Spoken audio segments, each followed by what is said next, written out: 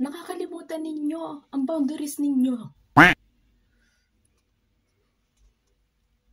Unang-una, hindi ako nag-teacher para hindi niyo ako irespeto. Pangalawa, hindi ako kumuha ng board exam para maliit-maliitin nyo lang at ganyan-ganyanin. Pangatlo, wala pa naman kayong narating sa buhay.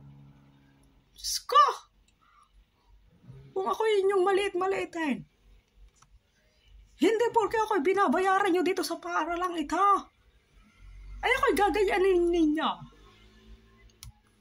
Pangapat, hindi ako nagpa-opera para ako inyong ganyanin.